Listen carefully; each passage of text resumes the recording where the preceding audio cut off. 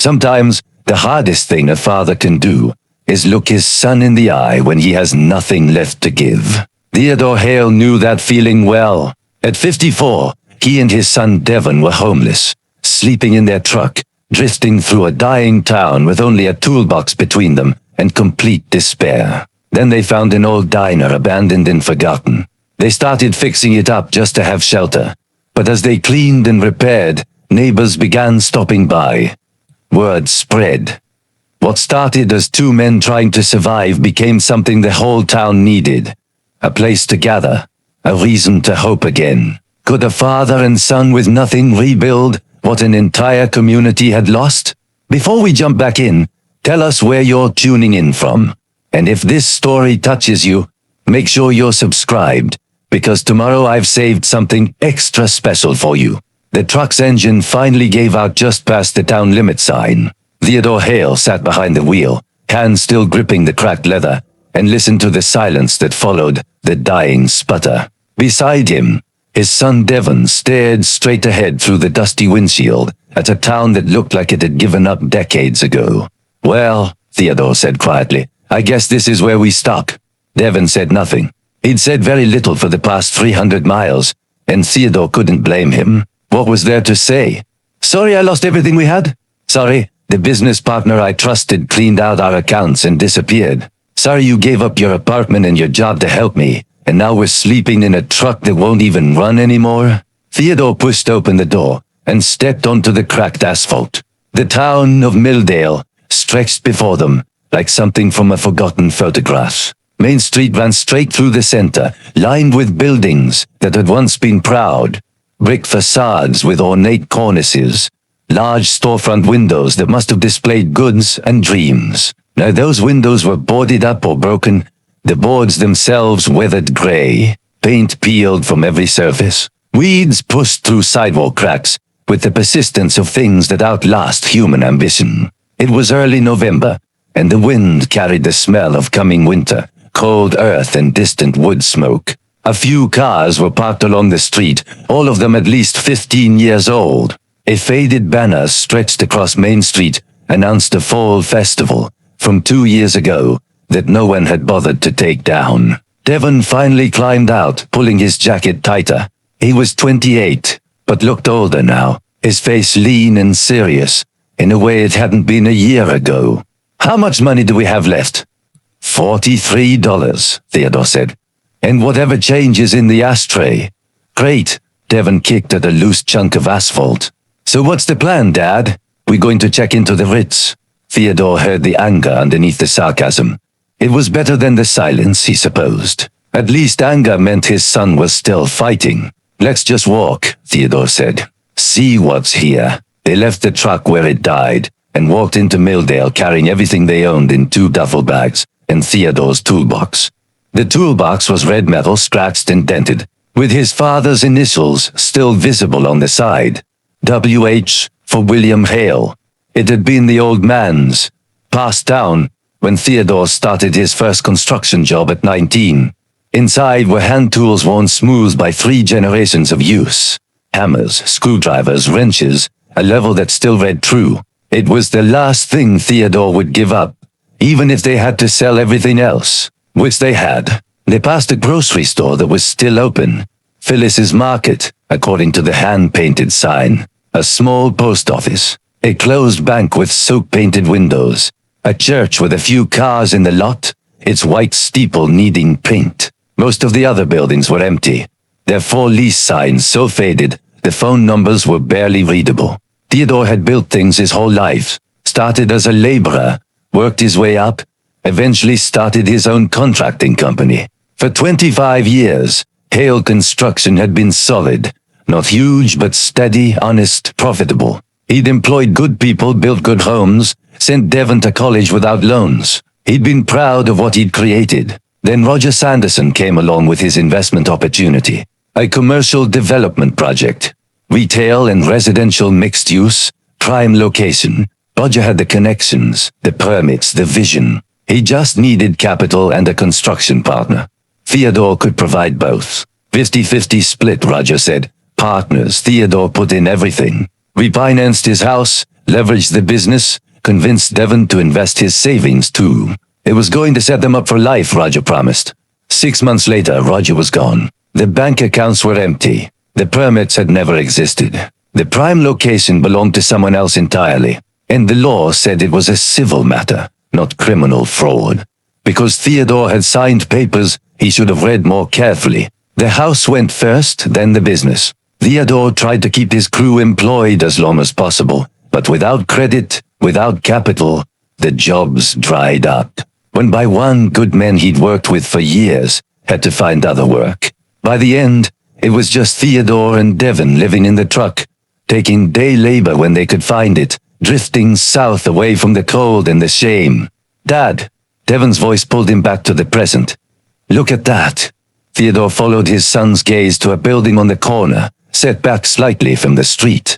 It was single-story, wider than the other storefronts, with a flat roof and large windows that ran along the front. The windows were covered with plywood, and the front door was secured with a chain and padlock, but the structure looked sound. Above the door, barely visible through years of grime and fading, was a hand-painted sign, Riverside Diner. Something in Theodore's chest tightened. He'd always loved diners. The honest simplicity of them, the way they served as gathering places, the straightforward architecture designed for function and welcome. His father had taken him to diners on Saturday mornings when he was a boy, sitting at counters, drinking hot chocolate, while William drank coffee and talked with other working men about jobs and weather and life. It's been closed a long time, Devon said, walking closer. Theodore followed, studying the building with a contractor's eye. The foundation looked solid, the walls plumb. The roof sagged slightly in the middle, but not dangerously. The windows were intact under the plywood. Paint was peeling everywhere, but that was cosmetic. The bones were good. Why are we looking at an abandoned diner? Devon asked. Just looking, Theodore said. But he was doing more than looking. He was imagining. The door repaired, the windows cleaned, the sign repainted. Booths inside with red vinyl. A long counter with swivel stools. A kitchen that smelled like coffee and bacon. A place where people could sit and talk and feel like they belonged to something. He shook his head. Those were foolish thoughts for a man with $43 and nowhere to sleep tonight. They continued down the street, asking at the grocery store if there was anywhere cheap to stay. The woman behind the counter, Phyllis, according to her name tag, looked them over with sharp but not unkind eyes. Nothing cheap in this town except the empty buildings, she said. We haven't had a motel in 12 years. Nearest one's 20 miles south. Is there a shelter? Devon asked. Church program? Phyllis shook her head. We're too small for that kind of thing. Most folks in trouble here have family to help them. She paused, studying them. You two in some kind of trouble? Just passing through, Theodore said. Our truck broke down. Passing through to where? Theodore didn't have an answer. They'd been driving with no destination, just moving. As if motion itself could solve anything. Phyllis pursed her lips, thinking. Then she wrote something on a piece of paper and slid it across the counter. A name and phone number. This is Pauline Dockery. She owns that old diner you were looking at. Lives in Florida now. Inherited it from her husband's family. Been trying to sell it for years, but nobody wants it. She might let you stay there a few nights if you promise to keep squatters out. Tell her Phyllis sent you. Theodore took the paper. Thank you. Don't thank me yet. Place hasn't been open since 1987. You might prefer the truck. Outside, Devon looked at his father. We're really going to ask if we can sleep in an abandoned building? You have a better idea? Devon didn't. Theodore called the number from a payphone outside the post office. Mrs. Dockery sounded elderly and distracted, watching a game show in the background. She remembered the diner vaguely, seemed surprised anyone was interested in it. You're not going to trash the place? She asked. No, ma'am. We're just looking for somewhere dry to sleep for a few days. I'm a contractor, was a contractor. I can make sure the building stays secure. Well, I suppose that's fine. Lord knows nobody else cares about it. Keys are supposed to be at the post office with Gerald. Tell him I said it's okay. Gerald Hutchins was a thin man in his 60s, with kind eyes and the slow, deliberate movements of someone who'd learned patience through necessity. He listened to Theodore's explanation, made his own call to confirm with Mrs. Dockery, then retrieved a key ring from a drawer. Haven't opened that place in years, Gerald said. Not sure what you'll find. We'll manage, Theodore said. Gerald handed over the keys, then added, You two need anything, you come find me. This town doesn't have much, but we take care of folks who need help. As they walked back to the diner, Devon said quietly, People are nicer here than I expected. Small towns, Theodore said. They remember what it's like to need neighbors. Theodore unlocked the padlock and unwrapped the chain from the door handles. The lock was stiff, but the key turned. The door swung inward, with a groan of hinges that hadn't moved in decades. The smell hit them first, dust and mildew and old grease, and something else, something like time itself settled and still. Theodore found a light switch and flicked it, not expecting anything. But overhead fluorescence flickered and hummed before casting harsh light over the interior. The diner was frozen in 1987. Booths lined the windows, their red vinyl cracked and faded. A long counter ran down one side with round swivel stools, several missing their seats. Behind the counter, a kitchen was visible through a pass-through window. The walls were yellow, or had been once. Now they were the color of old newspapers. Photographs hung in frames, black and white images of the town in its prime, of the diner full of people, of a factory with smokestacks against a bright sky. Dust covered everything. The floor tiles were cracked. Water stains marked the ceiling, but the structure was sound. Theodore could see that immediately. The building had been waiting, patient as only buildings can be, for someone to care again. Devon stood in the doorway looking around. This is where we're sleeping.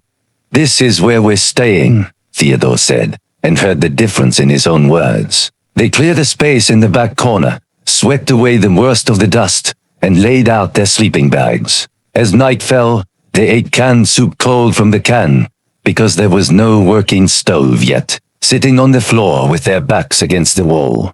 Dad, Devon said after a long silence, what are we doing? Getting through today, Theodore said. That's all we can ever do. Devon was quiet for a while. Then, I'm sorry I've been angry. You have every right to be. Not at you. You didn't know. I should have known. I should have been smarter. We both should have been. Devon set down his empty can. So what happens tomorrow?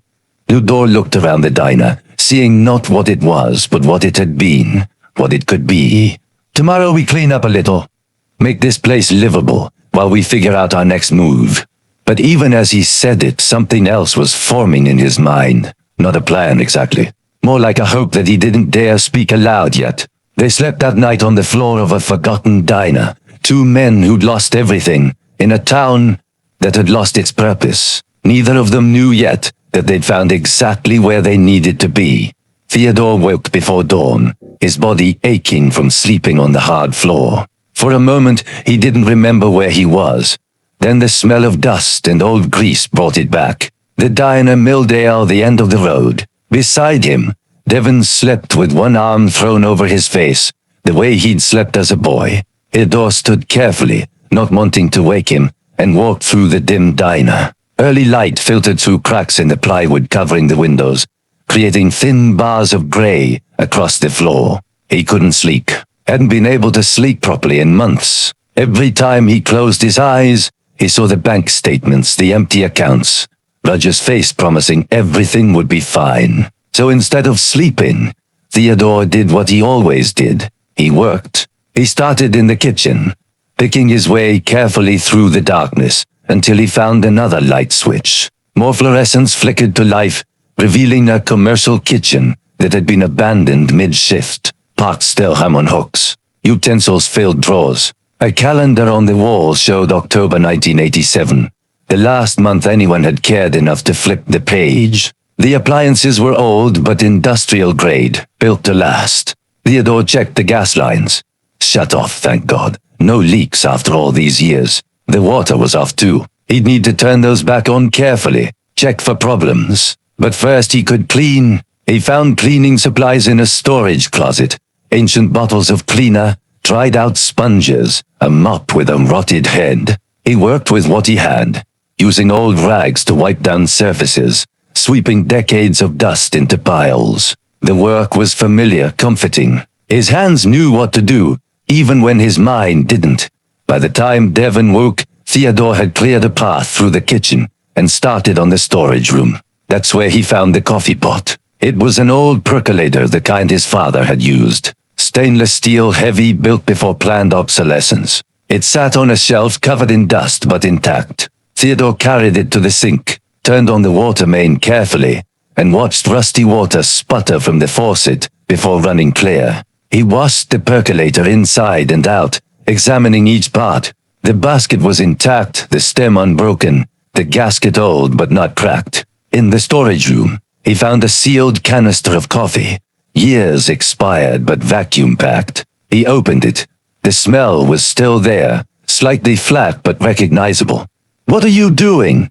Devon stood in the kitchen doorway, hair standing up, looking young and lost. "Making coffee," Theodore said. "That thing hasn't worked in 40 years. Probably not."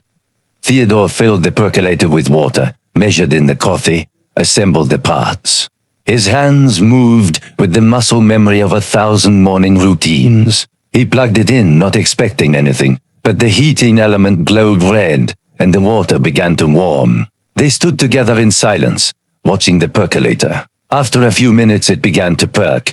That distinctive bubbling sound, coffee rising through the stem, spreading its color and smell through the chamber. The smell filled the kitchen, rich and dark and impossible. Theodore poured 2 cups into mugs he'd washed.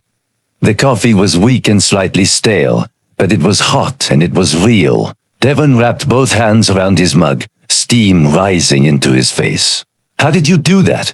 Devon asked quietly. "Just cleaned it. That's all it needed."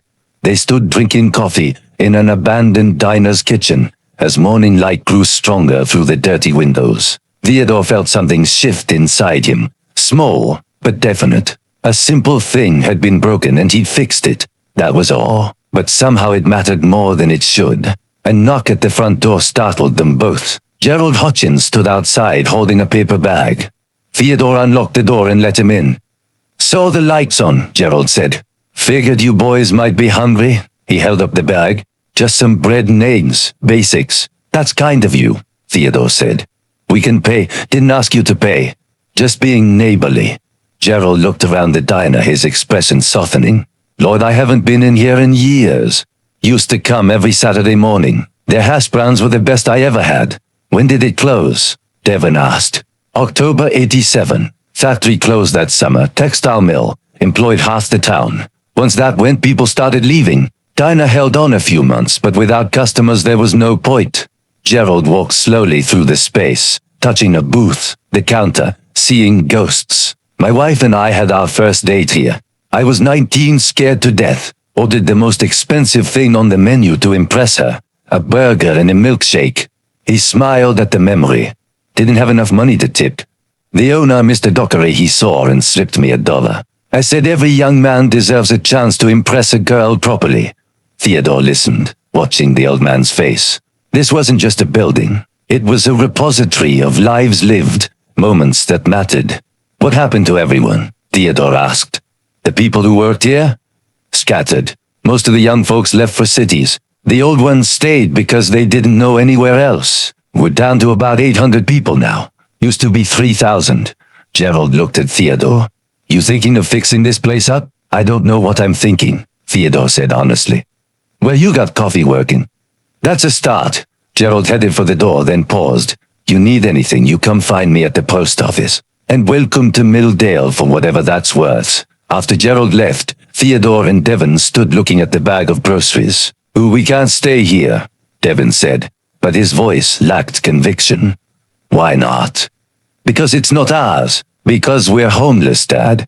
We can't just fix up some random building and pretend we have a life. We have to be somewhere. Somewhere with a plan. Somewhere that leads to something." Theodore heard the fear underneath his son's words. Devon was 28 years old, and his father had destroyed his future. Every day they spent like this was a day Devon could have been rebuilding his own life, instead of watching his father's fall apart. "You could leave," Theodore said quietly. "Take what money we have left, get to a city, find work. You don't have to stay with me. Devon's face hardened. Is that what you want? I want you to have a future. Then stop talking about me leaving. Devon grabbed the bag of groceries and started pulling out items. Eggs, bread, a small container of butter. You want to fix this place up? Fine, but we do it right. We make a plan. We figure out what's actually possible instead of just cleaning randomly. Theodore nodded slowly. Okay? And we start by making breakfast. Real breakfast, not coffee and sadness. Devon found a skillet and Theodore turned on the stove, a gas range that ignited after a few tries. They cooked eggs and toast together, working side by side the way they had in Theodore's old kitchen when Devon was young before college, before everything got complicated. The eggs were perfect, simple, honest, made with care. They ate, standing at the counter looking out at the empty diner. We could clean the windows, Devon said. Let some light in. We could fix that broken booth. Check the bathroom. Make sure the plumbing works. They were making a list without meaning to, finding purpose in the possibilities. Theodore looked at his son, saw the same thing he felt reflected there. Not hope exactly, but something close to it. The willingness to try, the understanding that doing something, anything, was better than doing nothing. Your grandfather used to say, if you can make something with your hands, you're never truly poor, Theodore said. We're still pretty damn poor, Dad, but we're making something. Devon smiled slightly. The first real smile Theodore had seen in months. We're making breakfast in an abandoned diner. That's not exactly a business plan. It's a start, Theodore said. And somehow impossibly it was. The work began simply. Theodore couldn't help himself. 30 years of being a contractor meant he saw problems that needed fixing everywhere he looked. A broken door hinge, cracked window panes, loose floor tiles. His hands itched to repair things, to make them right again. Devon resisted at first. We're just staying here temporarily, he said. We don't need to renovate the whole place. But Theodore was already measuring a window frame, his father's old level in hand. Might as well make it livable. Within 2 days, they'd established a rhythm. Mornings were for cleaning, sweeping, scrubbing, removing years of accumulated grime. Afternoons were for repairs. Theodore worked with what they had, salvaging materials from broken furniture to fix other pieces. Devon kept a notebook, tracking what they did each day. At first, the notebook was practical.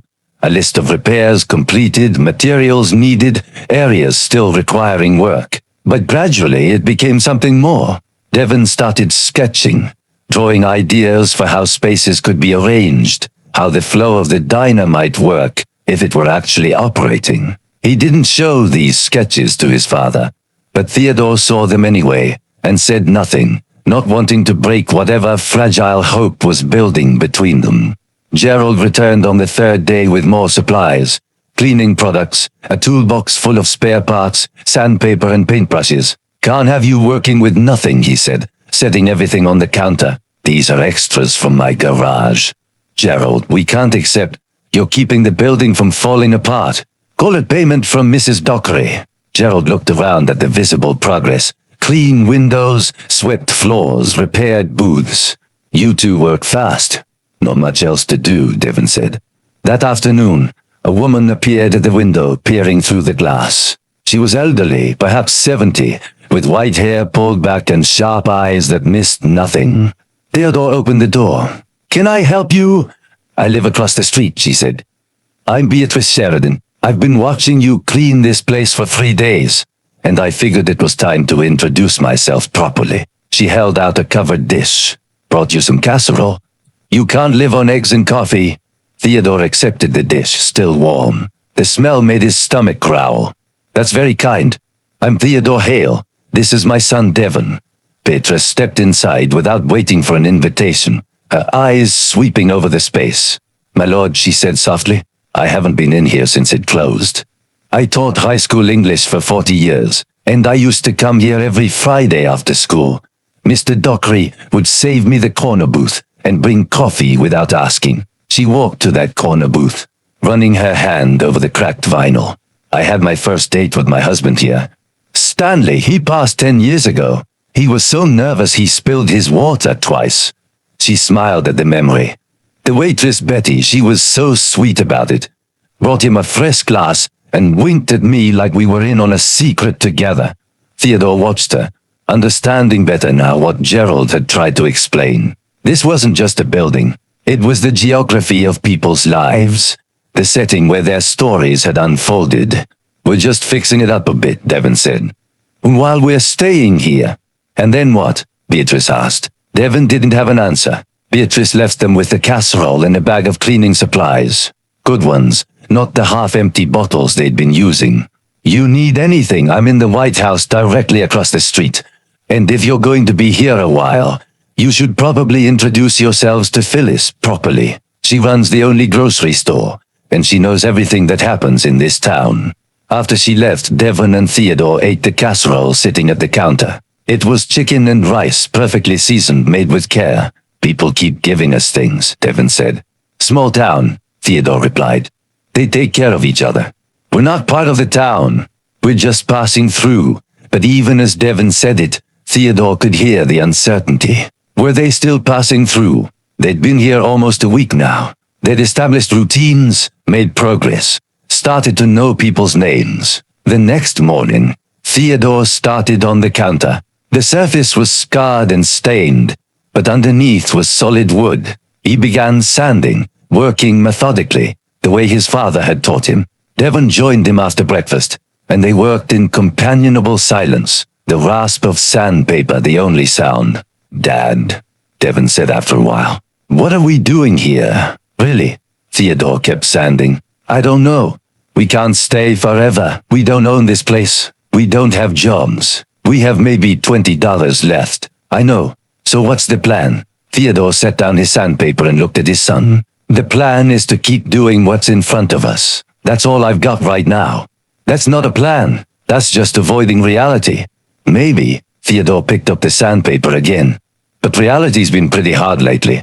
Maybe avoiding it for a little while isn't the worst thing. Devon was quiet for a long time. Then, this counter is like the one Grandpa built. In your first house. Theodore's hands still. He'd been thinking the same thing. Hadn't realized Devon would remember. You were only 6 when we sold that house. I remember sitting at it watching Grandpa work. He'd let me help sand it. He did. He'd tell these long stories while we worked. I didn't understand half of them, but I loved listening anyway. Theodore felt something tight in his chest loosen slightly. He said working with your hands gave you time to think. That the repetitive motion freed up your mind for what really mattered. What really mattered? Devon asked. People, relationships. The stuff you can't hold but can't live without. They returned to sanding, the rhythm of it soothing. Theodore thought about his father, about the lessons he'd tried to pass down, but how he'd tried to pass those same lessons to Devon, and whether he'd succeeded or just failed in a different way. That evening, Devon stayed up late with his notebook. Theodore pretended to sleep, but watched his son sketching by flashlight. The drawings were detailed now. Booth arrangements, kitchen layouts, even menu ideas. Devon was planning something, though he wouldn't admit it yet. The next day brought more visitors. Otto Vandenberg, a handyman in his 50s, arrived with spare plumbing parts. Heard you might need these, he said, and stayed to help Theodore repair the bathroom. Florence Drummond, the high school principal, came by with 3 students who needed community service hours. They spent the afternoon washing windows and clearing debris from the back lot. With each person who helped, the diner became more real. The windows let in light now. The booths were patched and stable. The counter gleamed with fresh sanding. You could almost imagine it as a functioning restaurant, almost see people sitting and talking and living their lives here. On Sunday, Theodore and Devon worked on the front door. The wood was solid, but the hinges were rusted through. They removed the door carefully, carried it to the parking lot, and began the meticulous work of stripping, sanding, and refinishing. I used to be angry at you, Devon said suddenly. When everything fell apart, they blamed you for being stupid for trusting Roger. Theodore kept sanding. You had every right to be angry. I was angrier at myself. I saw the red flags too. I knew something felt wrong about that deal, but I didn't say anything, because I didn't want to question you. Devon's hands stilled. We both made mistakes. We did. So maybe we both deserve a chance to make something better. Theodore looked at his son, seeing not the boy he'd raised but the man he'd become, thoughtful, capable, willing to forgive. Maybe we do, Theodore said quietly. They finished the door as the sun set, rehung it with new hinges Otto had provided, and watched it swing smooth and true. It was a small thing, just a door, just repairs. But it felt like more than that. It felt like a beginning. Theodore found the jukebox on a Tuesday morning, hidden beneath a canvas tarp, in the corner near the restrooms. He pulled the cover away and revealed a Wurlitzer from the early 1960s. Chrome and colored glass, curved and elegant, a piece of art as much as a machine. Devon, come look at this. His son emerged from the kitchen where he'd been checking the gas lines. When he saw the jukebox, his face lit up. Is that real? Looks like it. Theodore crouched down, examining the mechanism through the glass front. Records still sat in their slots, visible through the curved window. Or probably hasn't played since the place closed. Can we fix it? Theodore smiled at the we. A week ago, Devon had been resistant to fixing anything. Now he was asking about repairing a jukebox. We can try. They spent the morning carefully disassembling the machine, laying out parts on a clean trowel like surgeons. The mechanism was intricate.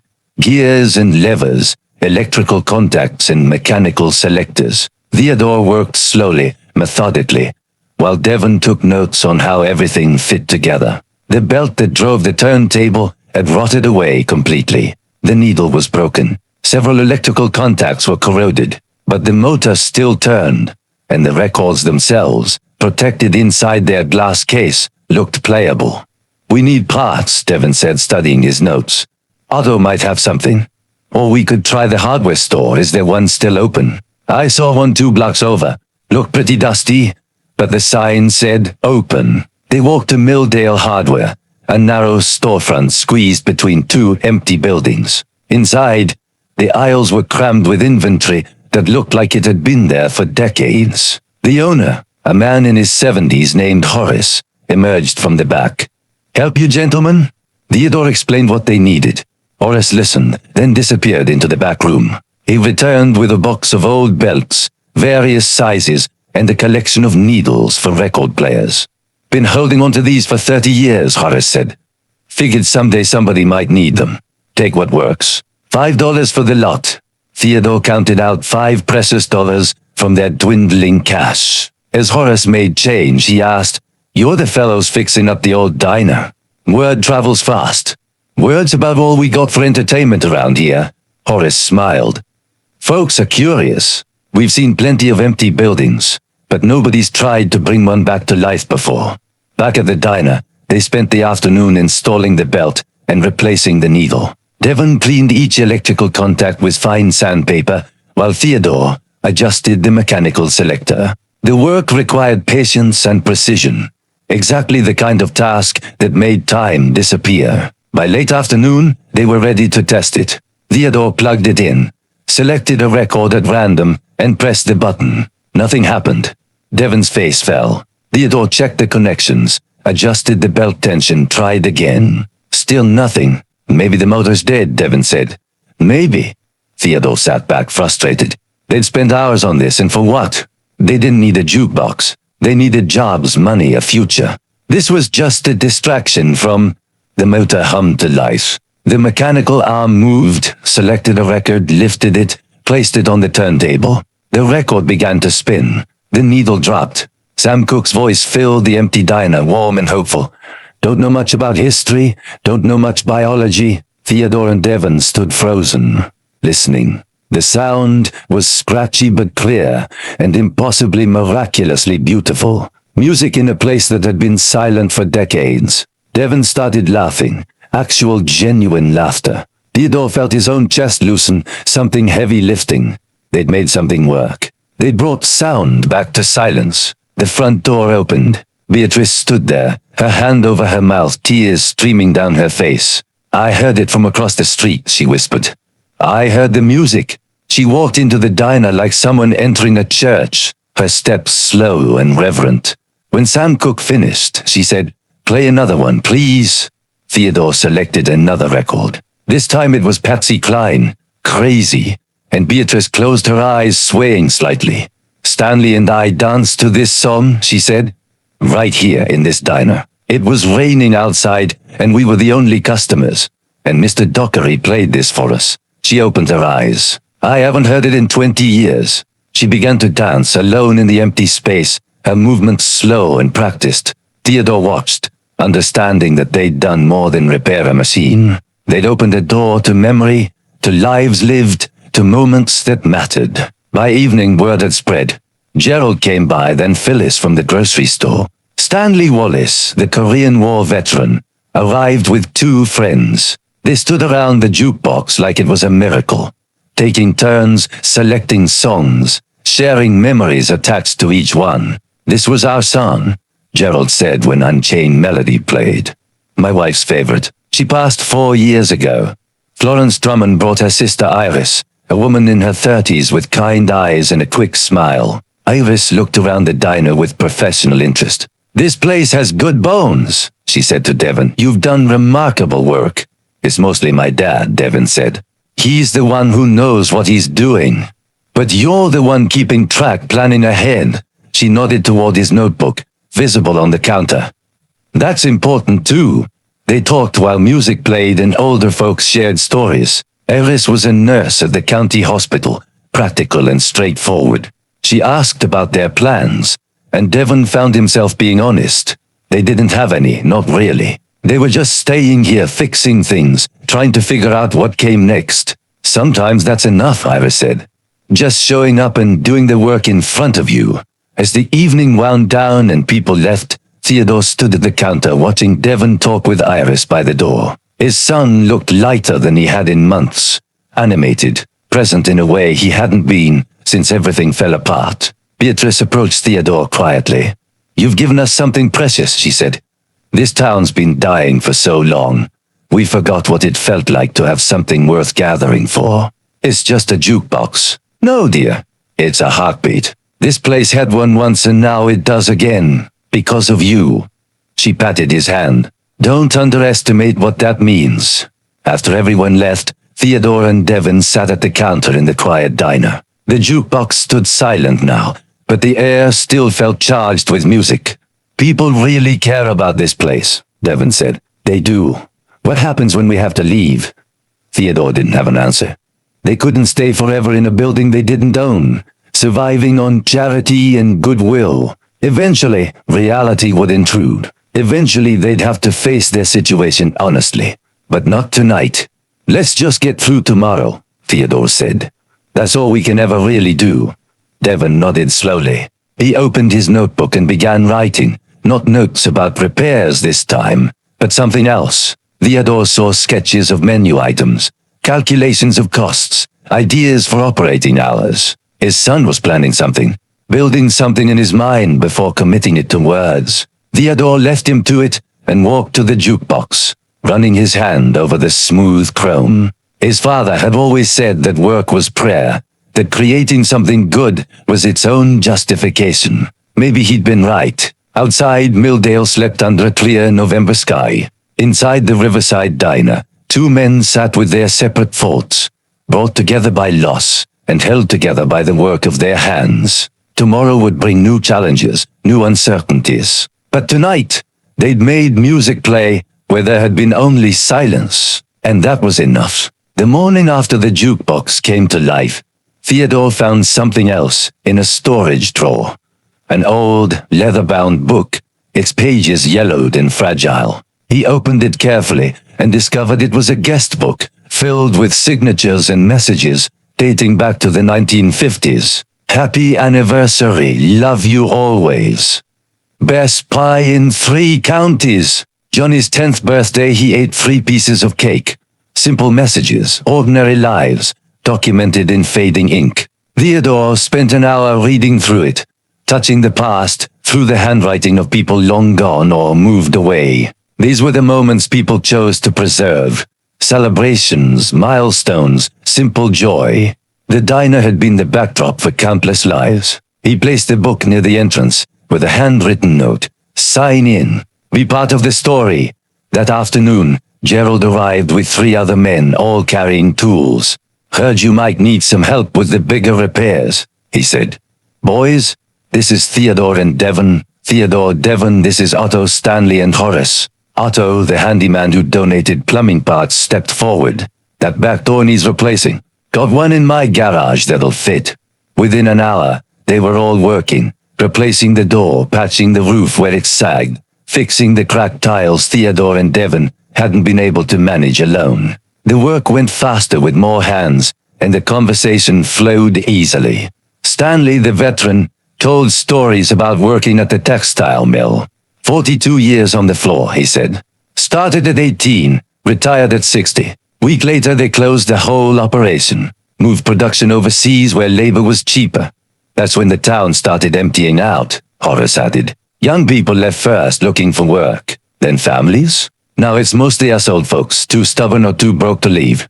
Theodore understood that particular kind of stock. Sometimes staying wasn't a choice but a circumstance. By evening, the diner looked better than it had in decades. The roof was solid, the doors secure, the worst structural issues addressed. The men stood back, admiring their work with the quiet satisfaction of people who knew their craft. You planning to open this place? Stanley asked. Theodore hesitated. I don't know. We're just staying here temporarily. Shame, Otto said. Town could use a gathering spot, somewhere besides the grocery store parking lot.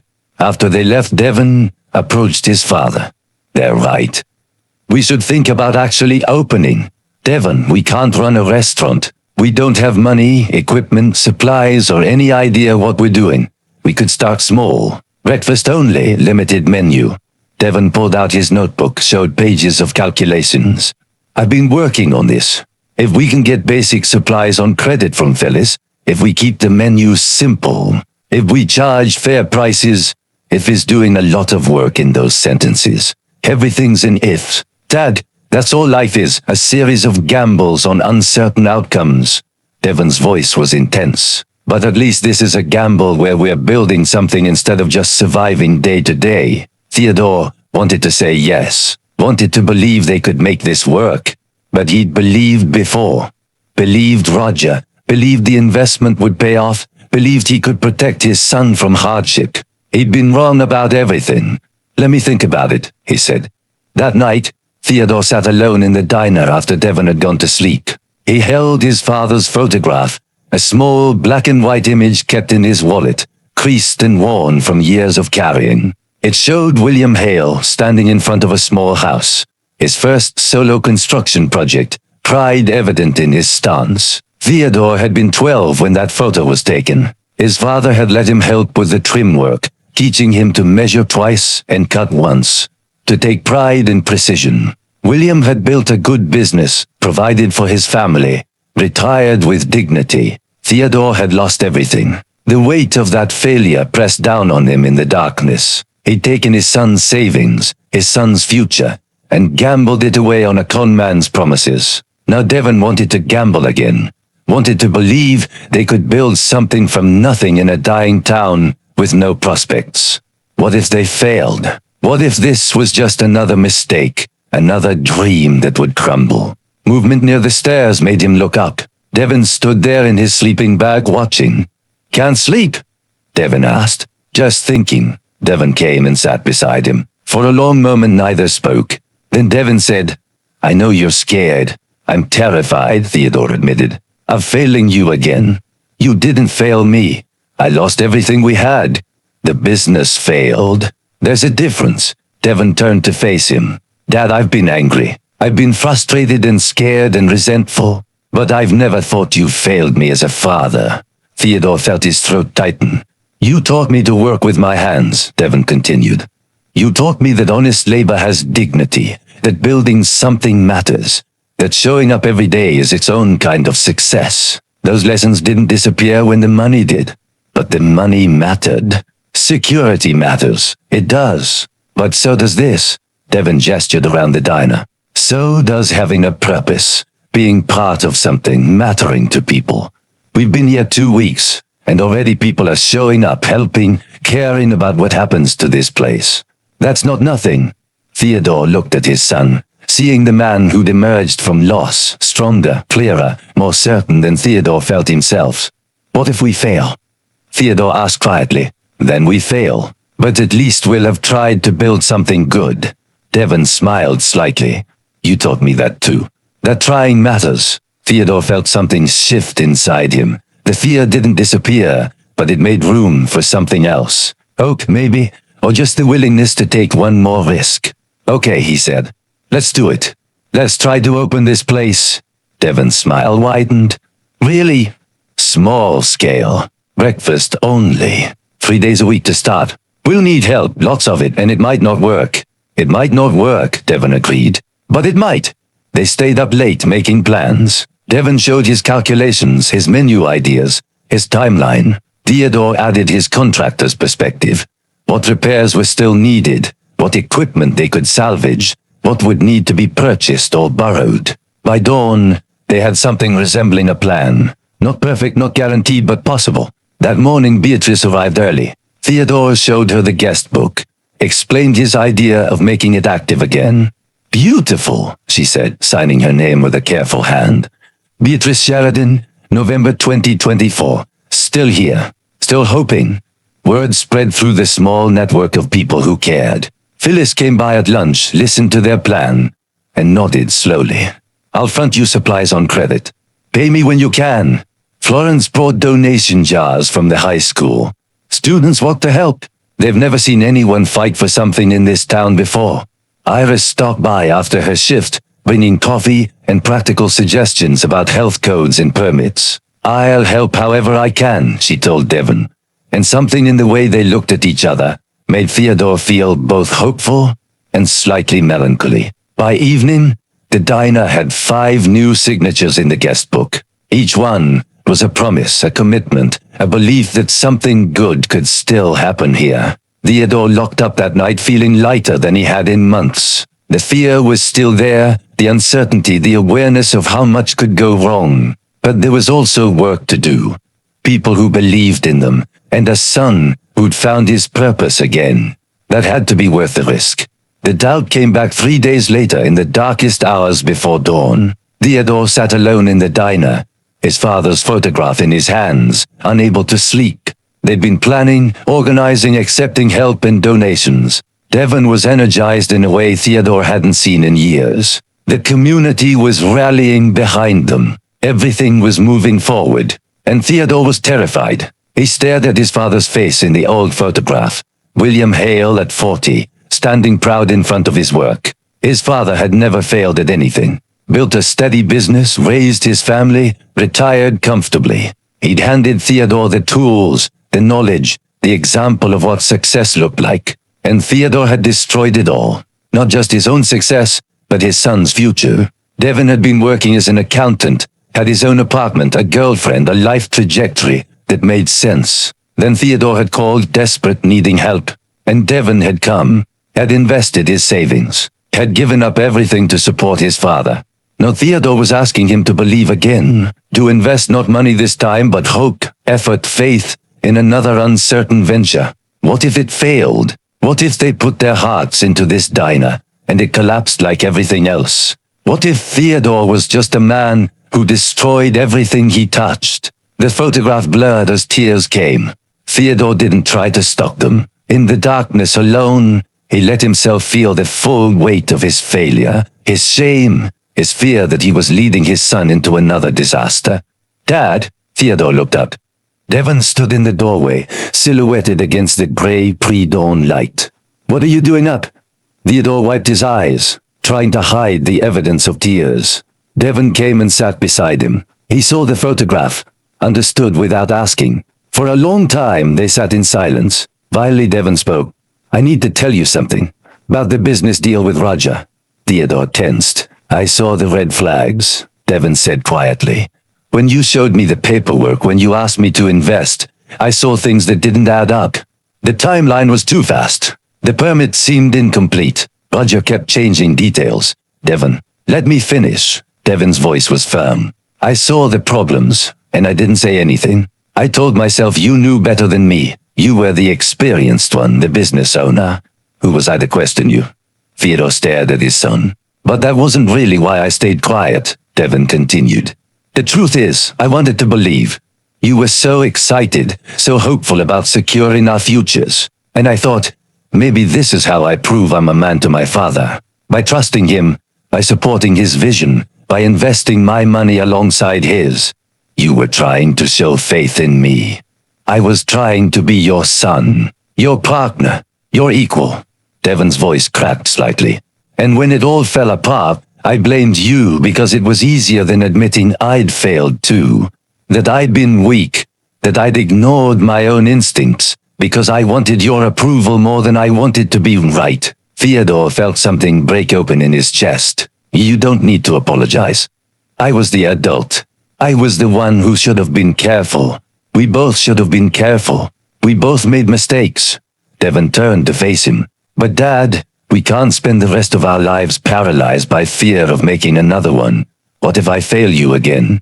What if you don't? Devon's eyes were clear, certain. What if we actually build something good here? What if we give this town a place to gather, give ourselves a purpose, give each other a chance to be proud again? It's such a risk. Everything's a risk. Staying in the truck was a risk. Coming to this town was a risk. Fixing up this diner was a risk. And every single one of those risks led us to something better than where we were. Theodore looked around the diner, at the clean windows, the repaired booths, the working jukebox, at the guest book, with its growing collection of new signatures, at all the evidence of people caring, helping, believing in something. I'm so scared, he whispered. I know. Me too. Devon put his hand on his father's shoulder. But I'd rather be scared and trying than scared and doing nothing. The words settled between them. Outside, the sky was beginning to lighten. Not sunrise yet, but the promise of it. The darkness giving way to something new. Theodore took a deep breath. Okay, no more doubting. We commit to this. We try with everything we have. Everything we have, Devon agreed. As morning broke, they made a practical plan. Theodore would handle the kitchen repairs and cooking. Devon would manage the finances, supplies, and operations. They'd open for breakfast only, Friday through Sunday, 3 days a week. Limited menu: eggs, toast, hash browns, pancakes, coffee. Simple food made well. Phyllis came by at 8 with their first delivery of supplies. Eggs, flour, butter, coffee, bacon. Paid on trust, she said. Pay me back when you can. Gerald arrived with a donation, $50 from the Postal Workers Union. Not much, but we wanted to help. Beatrice showed up with plates and mugs from her own kitchen. These were our everyday dishes. They deserved to be used. Otto brought a repaired coffee maker, commercial grade, built to last. Found it in my garage. Got it working again. Florence came with her sister Iris, both carrying boxes. Silverware from the school cafeteria, Florence explained. They were replacing everything. This stuff still works fine. Iris lingered after Florence left, helping Devon organize the kitchen. Theodore watched them work together. The careful way they moved around each other, the quick smiles, the easy conversation. Something was growing there, gentle and hopeful. Your son's a good man, Beatrice said quietly, appearing beside Theodore. He is, better than me. Different than you, maybe, but not better. She patted his arm. You taught him well. He learned how to work hard, how to care about quality, how to show up even when things are difficult. Those are your lessons living in him. Theodore felt his throat tighten again, but this time with something other than fear. By afternoon, they had everything they needed. The kitchen was clean and functional. The dining room was ready. They had supplies, equipment, a menu board. The Devon had lettered in careful chalk script. They set an opening date 3 weeks away, Friday, December 1st. Time enough to prepare, to spread the word, to make sure everything was ready. That evening, Theodore and Devon painted the menu board together, listing their simple offerings. As they worked, Devon said, even if this only lasts a few months, it'll be worth it. It will, Theodore agreed. And Dad, thank you. For what? For not giving up. For letting me be part of this. For showing me that starting over doesn't mean forgetting everything that came before. Theodore set down his brush and pulled his son into an embrace. They stood there in the diner they were building together, holding on to each other and the fragile hope they'd constructed from nothing but work and will. Outside, Milldale settled into evening. Inside the Riverside Diner, two men stood together, ready to face whatever came next. Not fearless, but no longer paralyzed by fear. That was enough. 1 week before opening day, Theodore was repainting the trim around the front windows when a silver sedan pulled up to the curb. A man in his 40s emerged, wearing a suit that looked expensive and out of place in Milldale. He carried a leather briefcase and walked with the confidence of someone accustomed to being listened to. "Theodore Hale," the man called out. Theodore climbed down from the ladder, wiping paint from his hands. "That's me. Preston Ashby. I'm an attorney representing the Dockery estate." He pulled a business card from his pocket. "Is there somewhere we can talk?" Devon appeared in the doorway, sensing trouble. "What's this about?" "Perhaps we should discuss this inside." They sat in a booth. Theodore and Devon on one side, the lawyer on the other. Preston Ashby opened his briefcase and removed a folder of documents. "I'll get straight to the point," he said. "Mrs. Pauline Dockery did not have legal authority to grant you permission to occupy this property." Theodore felt the floor drop away beneath him. "What do you mean?" Devon asked, his voice tight. "The property was part of her late husband's trust. There's been a dispute among the heirs for the past 8 years regarding ownership and distribution of assets. That dispute was recently resolved through litigation." He slid a document across the table. "The rightful heir is Charles Dockery, Mrs. Pauline's nephew. He won the case 3 weeks ago." Theodore stared at the legal document, the words swimming before his eyes. "She said she owned it. She gave us permission. She believed she had that authority. She was mistaken." Preston's tone was professional but not unkind. "Mr. Dockery has plans to sell the property. He's already in negotiations with a regional development company. The sale should close within 30 days. 30 days, Devon repeated numbly. "I'm sorry. I know you've invested time and effort here, but you have no legal claim to the property, and Mr. Dockery is within his rights to proceed with the sale." "What about Mrs. Dockery?" Theodore asked. "She told us she's elderly and somewhat confused about the legal situation. The family has been trying to handle these matters without upsetting her." Preston gathered his documents. "You'll need to vacate the premises. Mr. Dockery is willing to give you 2 weeks to make arrangements." After the lawyer left, Theodore and Devon sat in stunned silence. Everything they'd built, everything they'd planned, the community's investment, the hope they'd created, all of it was built on ground that was never theirs to stand on. "We have to tell people," Devon finally said. Word spread through Milldale with the speed of disaster. By evening, the diner was filled with people. Gerald, Beatrice, Phyllis, Otto, Stanley, Florence, Iris, Horace. They crowded into booths and stood along the counter, their faces showing shock, anger, confusion. "There has to be something we can do," Gerald said. "Legal recourse, some kind of claim. We have no legal standing," Theodore said quietly. "We were squatting, essentially.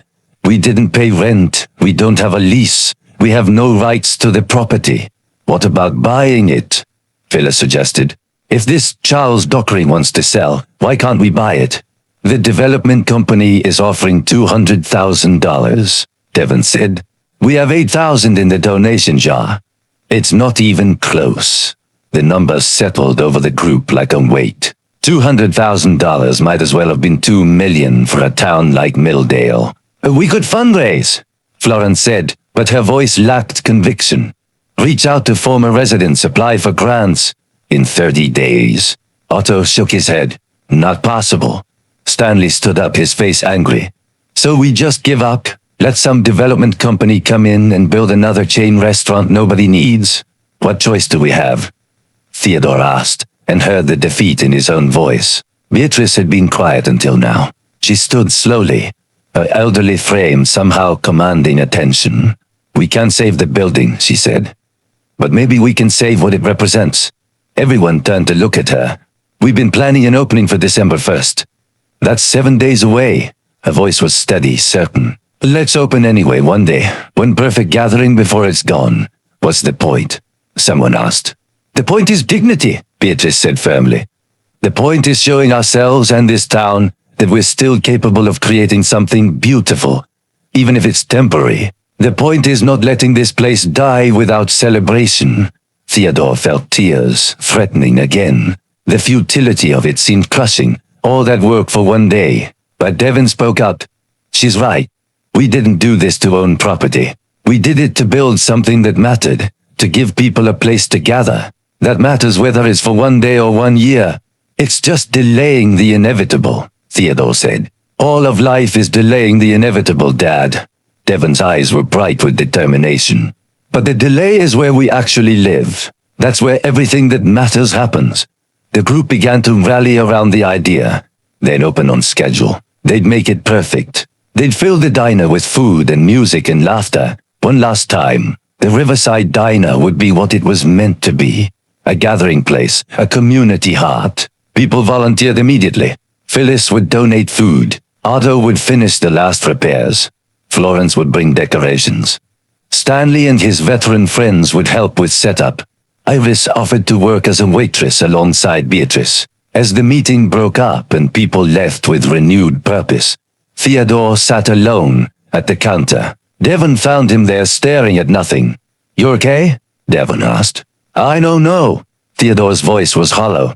"This was supposed to be our new start, our redemption, and it's just another failure. It's not a failure. We're losing everything again." "No." Devon sat beside him. "We're losing a building. That's all it ever was, a building. What we built was something else." Theodore looked at his son, not understanding. "Look around," Devon said. 2 weeks ago, this town was dying quietly.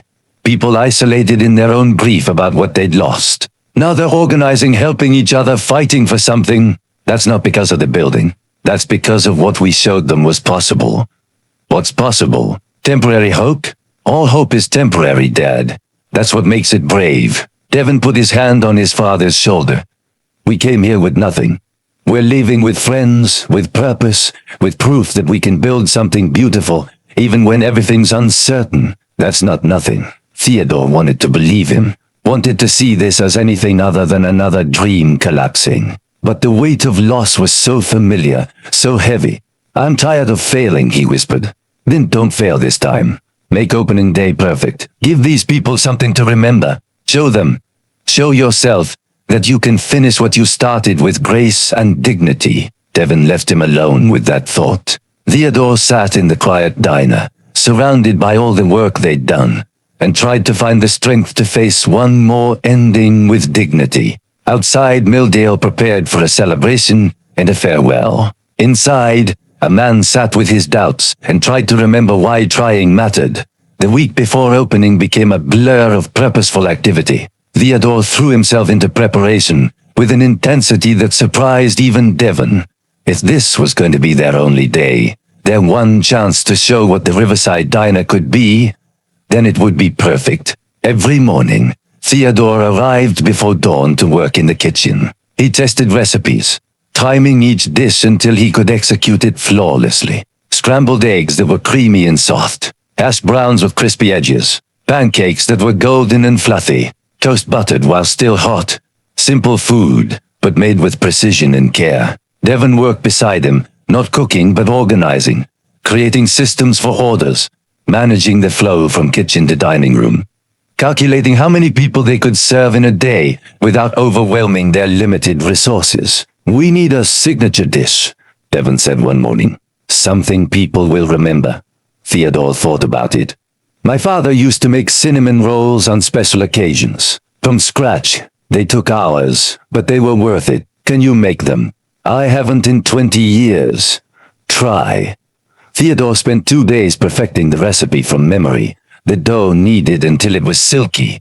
The cinnamon and sugar distributed evenly. The cream cheese frosting made fresh. The first batch burned. The second was too dense. The third was close. The fourth was perfect. When Devon tasted one, his eyes closed in recognition. "Grandpa's recipe. Close enough. It's perfect, Dad." The community mobilized with remarkable efficiency. Otto finished installing a new water heater, ensuring they'd have hot water for dishes all day. Horace donated additional plates and mugs from the hardware store's old inventory. Stanley and his veteran friends built a serving station near the kitchen window, allowing Beatrice and Iris to pick up orders efficiently. Florence brought her students to deep clean every surface. They scrubbed floors, polished windows, wiped down every booth and table until everything gleamed. The teenagers worked with the earnest intensity of young people who'd never seen adults fight for something in their town before. This matters to them, Florence told Theodore. You've shown them that caring about something isn't naive or pointless. That's a gift. Phyllis arrived with 3 large boxes of supplies: coffee, flour, eggs, bacon, everything they needed. When Theodore tried to discuss payment, she waved him off. Consider it my investment in one perfect day.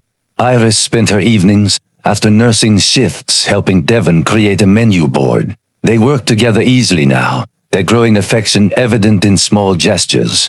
The way she steadied the board while he wrote. How he made sure she had coffee always within reach. The comfortable silences between them. One evening, Theodore overheard them talking as he worked in the kitchen. After this is over, what will you do? Iris asked Devon. I don't know. Find work somewhere. Keep moving. You could stay. Milldale needs people who care. There's nothing here for us. No jobs, no future. There's community. That's something. Devon was quiet for a moment. It is. But my dad and I, we can't just live on goodwill forever. Theodore understood the truth in those words. One perfect day wouldn't change their circumstances. They'd still be homeless, broke, without prospects. But he kept working anyway, perfecting recipes, preparing for a day that would end with goodbye. Beatrice arrived 3 days before opening with an old photograph. It showed the diner in 1962, packed with people, the booths full, the counter lined with customers. Everyone looked happy, engaged, alive. I want you to see what it was, she said. What you're bringing back, even if just for a day. Theodore studied the photographs, the faces of people long gone, the vitality of a thriving community, the simple joy of a place where people belonged. He pinned it to the kitchen wall, where he could see it while working. We'll honor this, he promised. The night before opening, the core group gathered for a final walkthrough. Theodore and Devon led them through the preparations, where food would be stored, how orders would flow, where people would be seated, what music would play. Every detail had been considered. It's beautiful, Gerald said, looking around. It's exactly what it should be.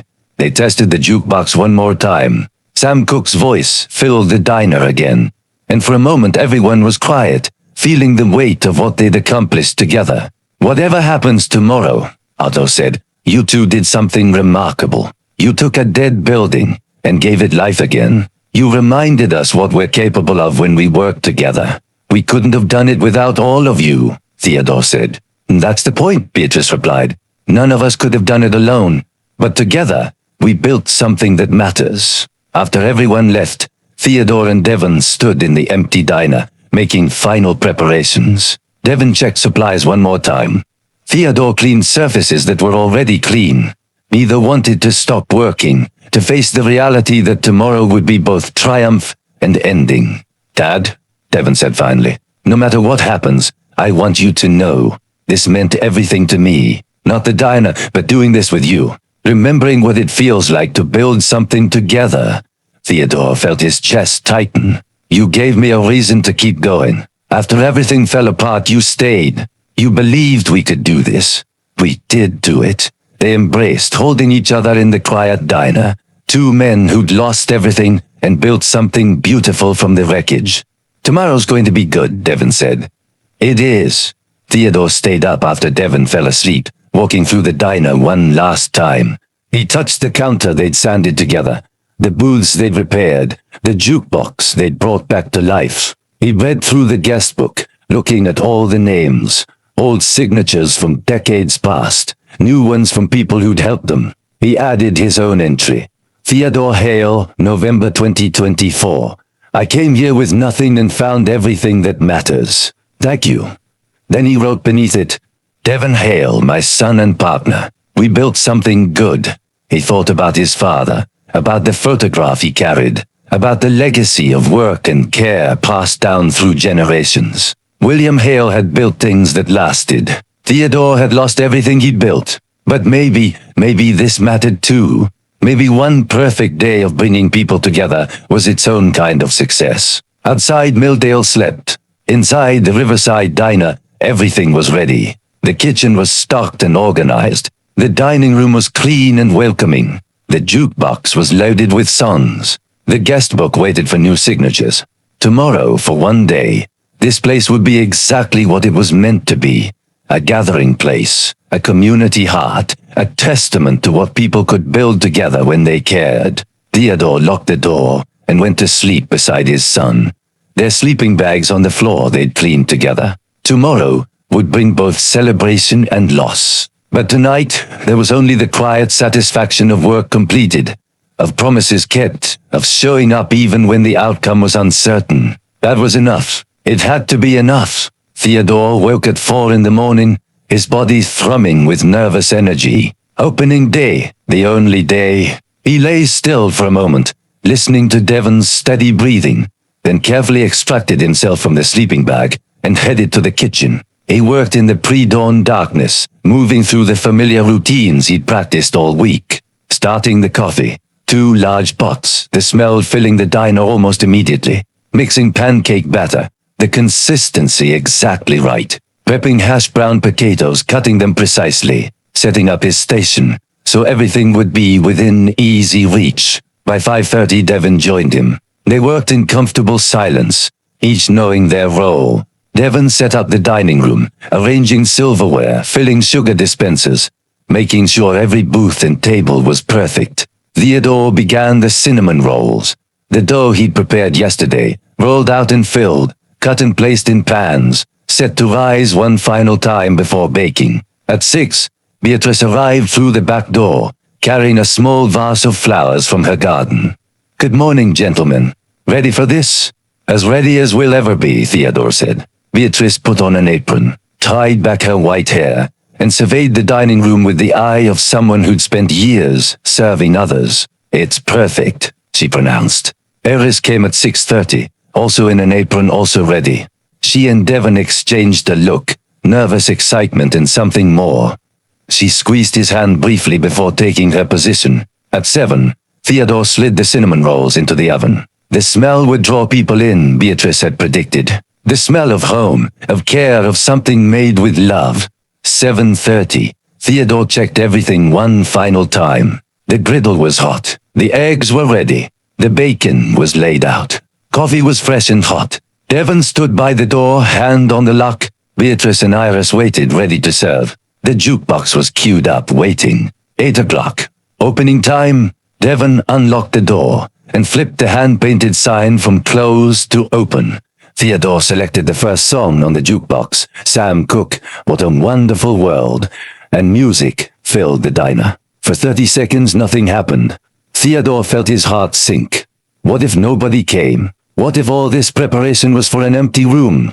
Then Gerald appeared at the door. He was dressed in a suit, a real suit, probably the one he wore to weddings and funerals. His hair was neatly combed. He carried a small bouquet of flowers. "First customer?" Gerald asked, smiling. "First and most welcome," Theodore said, his voice thick. Gerald stepped inside, and behind him, a line appeared. 20 people, 30 more.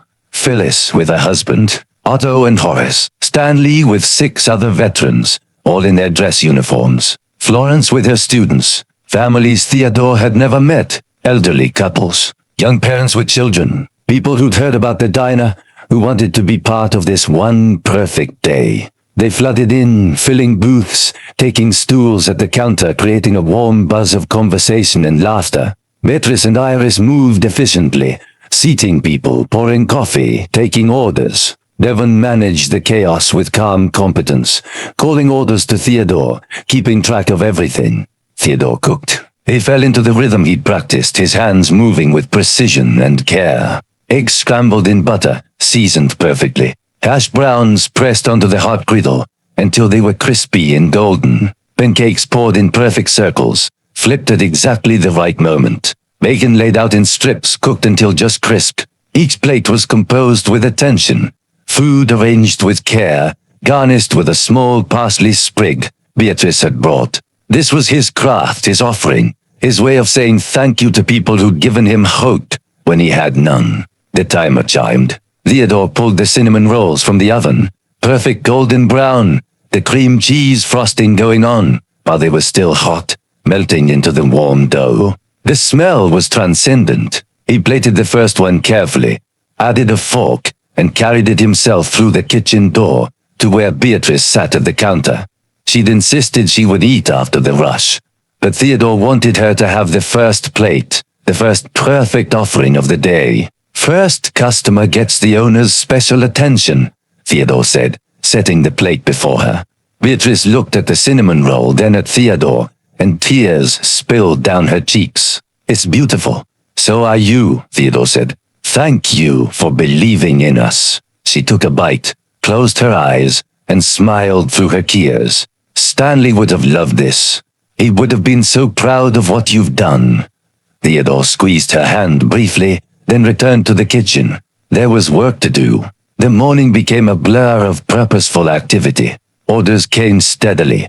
Breakfast plates, cinnamon rolls, endless cups of coffee. The jukebox played continuously, creating a soundtrack of nostalgia and joy. People lingered, talking across tables, reconnecting with neighbors they'd been avoiding, sharing stories and laughter. Theodore could hear it all from the kitchen. The sound of community, of people remembering what it felt like to belong to something. This was what the diner had been. What it could be again, if only for this one day. Devon appeared at the kitchen window, his face flushed with excitement. Dad, we're running low on hash browns. There's more in the cooler. Bottom shelf. Table 6 wants to know if you can make the cinnamon rolls to go. They want to take some to their mother who couldn't come. Tell them yes. We'll box them up. The place is packed. There's a wait now.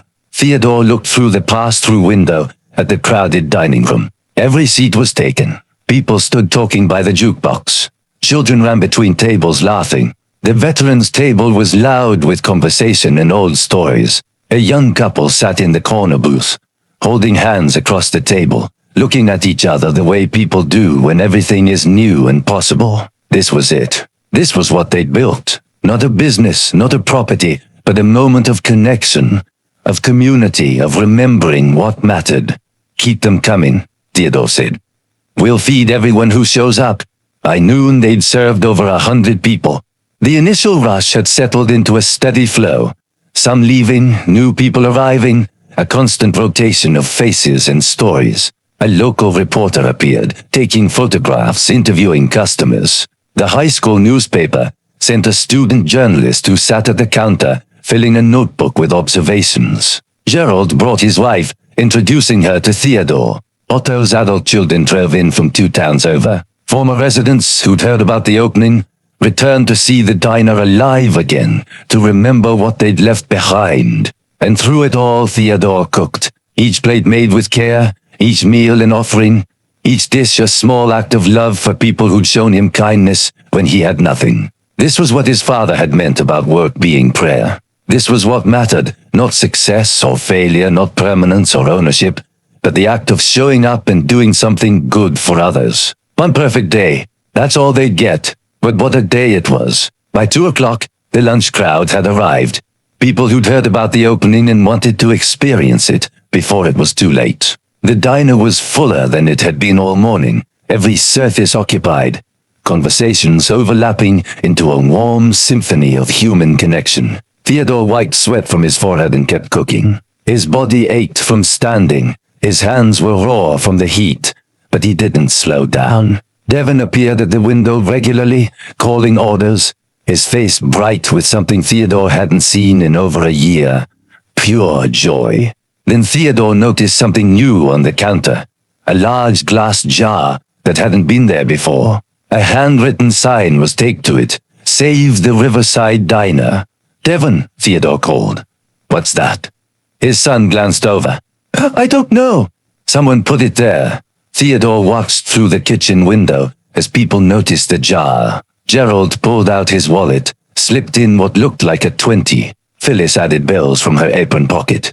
Stanley and his veteran friends pulled their money and stuffed it in together. Parents gave their children dollars to contribute. The jar began to fill. Theodore felt his throat tighten. They were trying. Even knowing it was impossible, they were trying to save something that mattered to them. At 3 o'clock, during a brief lull, Devon came to the kitchen and counted the jar. His hands shook slightly as he tallied the bills and checks. $8,300, he said quietly. In 5 hours. Theodore leaned against the counter, overwhelmed. It was nowhere near the 200,000 they needed, but it represented everything these people had. Their grocery money, their savings, their faith in something worth fighting for. It's not enough, Theodore said. I know, but Dad, look what they're doing. They're not giving up. Theodore had to step outside. He went out the back door into the alley, needing air, needing space to process the enormity of what was happening. He sat on the back step, head in his hands, trying not to cry. The door opened behind him. Devon sat beside him in silence. They're giving us more than they should, Theodore said. More than they can afford. They're not giving us money. They're saying thank you. Theodore looked at his son. For what? We're losing this place. Everything we built is going away. We gave them back something they'd forgotten, Devon said. We showed them they still matter to each other, that their town is worth fighting for, that caring about something isn't foolish. His voice was intense. That's worth more than a building, Dad. Before Theodore could respond, the back door opened again. Gerald stood there looking apologetic. Sorry to interrupt, but there's someone here to see you. Says his name is Charles Dockery. Theodore and Devon exchanged a glance, then went inside. A man in his 50s stood in the crowded diner, looking around with an expression Theodore couldn't quite read. He was well dressed, but not ostentatious. His face weathered but kind.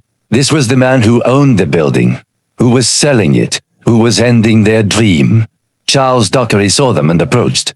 Mr. Hale, I'm Charles Dockery. I know who you are, Theodore said more harshly than he intended. Can we talk privately? They sat in the back booth away from the crowd. Charles looked uncomfortable, his hands folded on the table.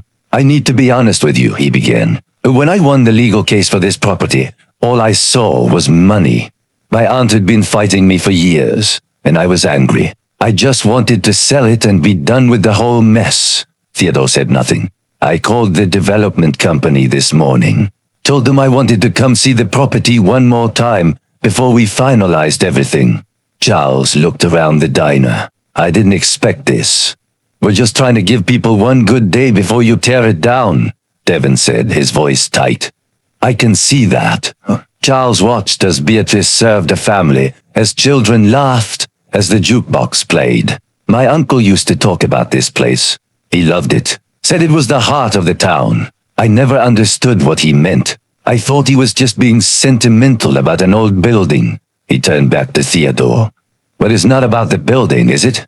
No, Theodore said quietly. It's not. Charles was quiet for a long moment. Then, I called the development company from my car. Told them the deal is off. Theodore's breath caught. What?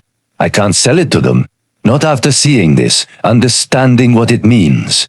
Charles leaned forward. But I also can't afford to keep an empty property. I'm not wealthy, I'm a high school teacher. This was supposed to be my retirement fund. So what are you saying? Devon asked. I'm saying, what if the town bought it? What if we formed a cooperative, and the community owned it together? Charles pulled out a notebook where he'd been doing calculations. The development company was offering $200,000. He'd accept $150,000 from the town. And I'll hold the property for 6 months, no rent, no fees, while you raise the money. Theodore couldn't speak. Devon's eyes were wide. You'd do that? Devon finally asked. My uncle loved this place. He'd wanted to live again properly. And what you've done here, Charles gestured around. This is what he always dreamed it could be. Gerald, who'd been listening nearby, immediately started organizing. We can do this.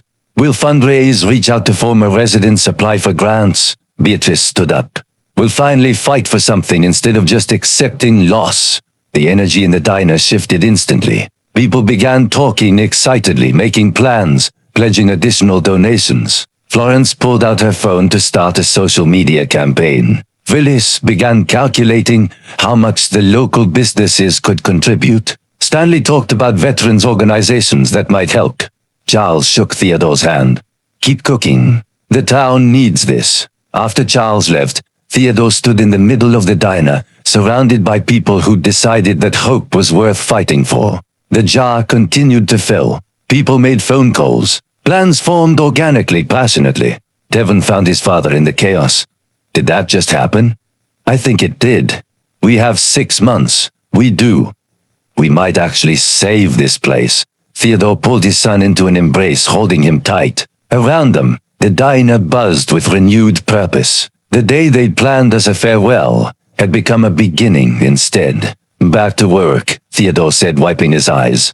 We've got people to feed. Yes, we do. They returned to their stations. Theodore to the kitchen, Devon to managing the floor. The jukebox played on. The coffee flowed. The cinnamon rolls kept coming from the oven. And in the donation jar, hope accumulated $1 at a time. The Riverside Diner wasn't dying. It was being reborn. 5 months later, Theodore stood outside the Riverside Diner watching Otto and Horace install the new sign. It was hand-painted, crafted by Florence's art students, and it read, Riverside Diner Community Owned. The fundraising campaign had exceeded everyone's expectations. Former residents donated from across the country. Neighboring towns contributed. A state grant for rural revitalization provided $20,000. Local businesses pledged monthly support. By the end of April, they'd raised $162,000, enough to buy the property and establish an operating fund. The town formed a cooperative. 43 families bought shares at $500 each, becoming collective owners. Theodore and Devon were given shares for their work, their sweat equity recognized formally. A board was elected, Gerald as president, Beatrice as treasurer, Phyllis handling operations. But the real work happened every Friday, Saturday, and Sunday, when the diner opened for breakfast. Theodore cooked, Devon managed operations, and a rotating cast of volunteers, Beatrice, Iris, community members, kept everything running. It wasn't glamorous or particularly profitable yet, but it was sustainable. It was real. The sign went up straight and true, catching the afternoon light. A small crowd had gathered to watch, the same people who'd helped make this possible. Looks good, Gerald said, standing beside Theodore. It does. You two did something remarkable here. You know that, right? Theodore thought about it. 5 months ago, they'd been homeless, sleeping in a truck, with nothing but a toolbox and fading hope. Now they lived in a small apartment above the diner, not fancy but warm and dry. Devon had started taking online business courses. Theodore mentored 2 young people from the high school in cooking and repair work, passing on skills the way his father had passed them to him. We couldn't have done it alone, Theodore said. That's exactly right. That's the whole point, Gerald smiled. None of us can do much alone, but together, we can do remarkable things. The installation complete, Otto and Horace climbed down. Everyone stood back to admire the sign. Proof that a community could fight for what mattered, could save something worth saving. Inside the diner, Theodore found Devon and Iris sitting at the counter, heads close together, looking at something on Devon's laptop. Iris had become a fixture here, spending her days off helping with operations. Her practical nursing skills translating well to restaurant management. She and Devon had grown close, careful with each other, but clearly building towards something lasting. What are you two plotting? Theodore asked. Expansion plans, Devon said, grinning. Iris thinks we should add lunch service in 6 months, if the breakfast keeps growing. 1 step at a time, Theodore cautioned, but he was smiling. That evening, after everyone left, Theodore stood alone in the diner with his father's toolbox. The red metal was still scratched and dented, but Theodore had cleaned it, maintained it, and now he was passing it forward. He'd asked Justin, one of the high school students he mentored, to come by. The young man arrived promptly, curious and slightly nervous. Justin, you've been helping here for 3 months now, Theodore said. You're good with your hands, patient with details, willing to learn. Those are gifts worth developing. Thank you, sir. Theodore picked up the toolbox and held it out. This was my father's. He gave it to me when I started my first real job. I'd like you to have it. Justin's eyes went wide. I can't take that. It's yours. It's mine to give. These tools are meant to be used to build things, to fix what's broken. They're meant to pass from one generation to the next. Theodore pressed the toolbox into Justin's hands. Use them well. Take care of them. And someday, When you've taught someone else what they need to know, pass them forward. Justin held the toolbox like it was sacred, understanding the weight of what he'd been given. I will. I promise. After he left, Devon found Theodore standing by the window, looking out at Milldale's main street. Other businesses had started opening again. A bookstore, a small hardware cooperative, a coffee shop. The diner's revival had sparked something, reminded people that renewal was possible. You okay, Dad? I'm just thinking about your grandfather. Wishing he could see this. I think he can, Devon said. I think he'd be proud. Even though I lost everything, even though we're not wealthy or successful by normal measures. Devon considered the question seriously. You lost a business, but you found something more important. You found out what really matters. Community, purpose, the dignity of honest work shared with people you care about. He gestured around the diner. Grandpa would be proud of this. I know I am. Theodore felt tears threatening again, but this time they were different, not grief or shame, but gratitude for the journey that had brought them here, for the son who'd never stopped believing, for the community that had taken them in. I am proud of you too, Theodore said. You become a better man than I ever was. I became the man you taught me to be. They stood together in the diner they'd built from nothing, surrounded by evidence of what persistence and community could create. The guest book now had hundreds of signatures. The jukebox played every weekend. The kitchen Theodore had restored fed people who'd become friends, neighbors, family. Outside, darkness settled over Milldale, but the diner's lights glowed warm and welcoming, visible from blocks away. The beacon that said, this place matters, these people matter, showing up matters. Theodore thought about that first morning, making coffee in an abandoned building, not knowing if anything good could come from their situation. He thought about every person who'd helped, every small act of faith, every choice to believe that building something good was worth the effort, even when success wasn't guaranteed. Maybe that was the real lesson. Not that everything works out, but that the trying itself, the showing up, the work, the care, that's where meaning lives. Not in guarantees or security, but in the daily choice to create something good for others. Devon headed upstairs to their apartment. Theodore stayed a moment longer, turning off lights, checking that everything was secure for the night. Tomorrow they'd open again. People would come, coffee would brew, food would be cooked and served with care. Music would play, conversations would happen. Life would continue in this small space that had become the heart of a community, remembering how to hope. Theodore locked the door and climbed the stairs to home. Modest but his, built on work and community, rather than ownership and wealth. Some things were worth fighting for. Some things were worth building slowly, one day at a time. Some things were worth showing up for, even when the outcome was uncertain. This was one of those things, and that was enough.